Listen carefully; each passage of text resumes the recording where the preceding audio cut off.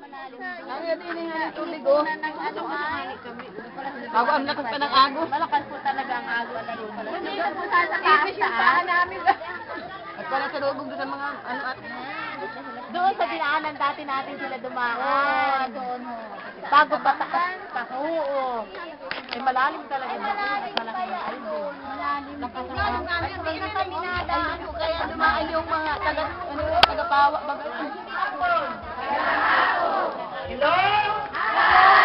Ay, buhay pa. Ngayong hapon, bago tayo mag-umpisa, tayo muna lahat ay tumayo bago tayo magkaroon ng pagpapakilala per area. So, tayo po muna ay mananalangin. Tumahimik po tayo at tayo makipag-usap sa Panginoon. Panginoon, maraming salamat po sa hapon ito. Maraming salamat po sa magandang experience.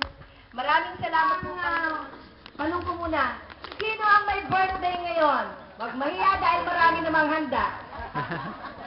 Malam mo, may pakulo si Ate Ted. Sino ang may birthday ngayon? Wala. Sino ang nag-birthday kahapon? Wala. Sino ang mag-birthday bukas? Wala. Walang gustong umamin. Ako yung test. Sino yung nag-birthday simula nung August 15 hanggang ngayon? Sister Shirley, Sister Jelly, Sister Lisel. Tayo nga kayo. Ayan. Si Sister Lisel, si Sister Jelly, sila ay pare-parehong tagapawa. Si Sister Shirley. Sister Shirley. Ayan. Yan, dami nilang dinalang handa. Salamat sa Panginoon. Grabe. Sino yung nagsulong ng bilao galing doon sa Tagwa? Ayan, Sister Lisel, sabi namin. Talaga, purihin ng Panginoon at buti hindi sila lampa. Kung kagaya ko, wala nang nangyari. Nalagyan na ng tubig yun. Kaya, tinatawagan ko na dito, refresh na ba ang ating magandang president? Refresh na? Okay na? So, bago siya pumunta dito, hayaan munang i-greet natin. Una-una, sino ba ang pinakamalayo? Ang Pawa Group. Pawa, hindi na iiwalay natin. Sino mga taga-Pawa? Yan! Palakpakan natin sila ng malakas. Sayang, hindi na tayo nakapag-prepare ng name tag. Ano ate Pes? Hindi bale. Dapat mamaya sa mga games, magkakakilala tayo. Ang mga nanggaling sa Tagwa, palakpakan po natin sila. Yan. Mga galing sa Amingon. Ayan. Impon to alauna, ando na sila. Galing sa Laylay. O, tayo mo. Sigatig na kasama niyan. Ang mga galing sa Santol. Ayan. Duplihan sila yun, Sister Christy. Galing sa Pili. Ayan. Sino naman yung mga galing sa bayan? Ako yun. Yan. At ngayon naman ang ating host, ang mga galing sa Balagasan. Balagasan, ayan. Ayan, parang may nalilimutan ako. Gusto kong kalimutan. Ang mga taga-Katupugan. Yun! Madami! Thank you. Salamat sa Panginoon. At andito rin si Pastor Francis, si Pastor Edwin. Palakpakan po natin. Ako, kasama rin natin si Tito Nemi. Nasaan Tito Nemi? Ayan. Hinintay namin siya. Akala niya, makadala niya yung jeep niya doon. Tito Romy, at ganun din yung mga kabataan. Salamat sa Panginoon. Kasama rin natin dito si Tita Auring. Sino ba Tita Auring? Ang pinakayang at high. Pero kayang-kaya niya, carry niya. Maraming salamat sa Panginoon at tinatawagan ko na rito si Ate Tess para sa ating programa ngayong hapon. Okay na, Sister Tess. Refresh.